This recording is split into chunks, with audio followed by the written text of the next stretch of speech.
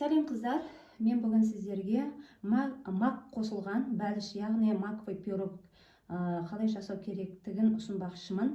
Міне қараңыздар, қалай әдемі болып шығады.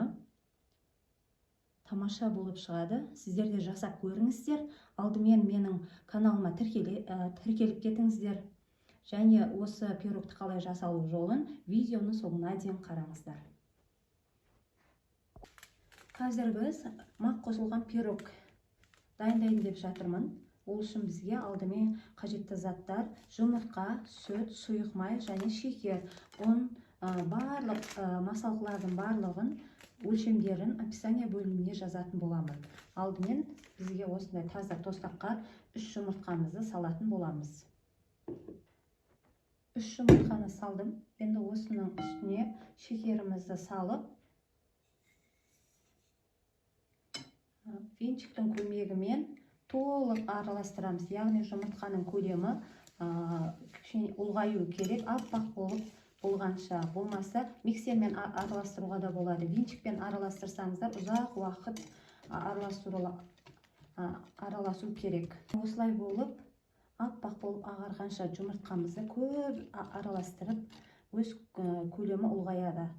Осы уақытта үстіне біз сүтімізді және сұйық майымызды екеуін бірге құйып, тағы да араластырып аламыз. Ұнымызға үстіне 1 шай қасық қосқыш қосып араластырамыз. Осы ұнның ішінде міндетті түрде ұндарыңыз електен өткізілген болу керек. Мен әрдайым айтамын, қандай нәрсеге ұн қосатын уақытта ұнды міндетті түрде елекке өткізу керек. Бүгін мак қосылған бәліш болғандықтан бұны ең соңында салатын боламыз. Қанша граммдардың барлығын описание бөлімінде жаз.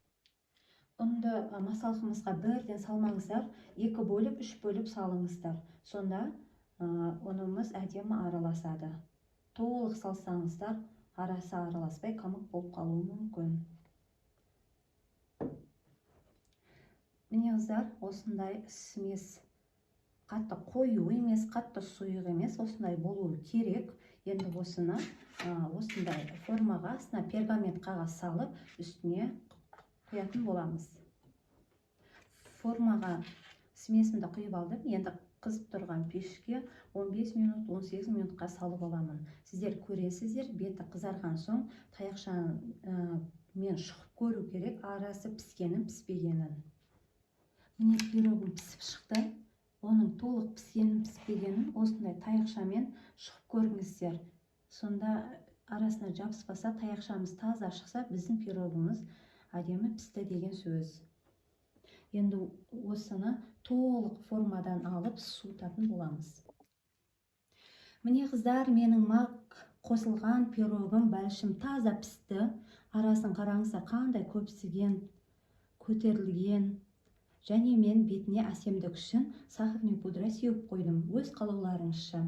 Сіздер де жасап көріңіздер, астарыңыз дәмді болсын. Және мені видеом ұнаса, маған лайк басып, комментарий жазып, міндетті түрде менің арнама тіркеле кетіңіз.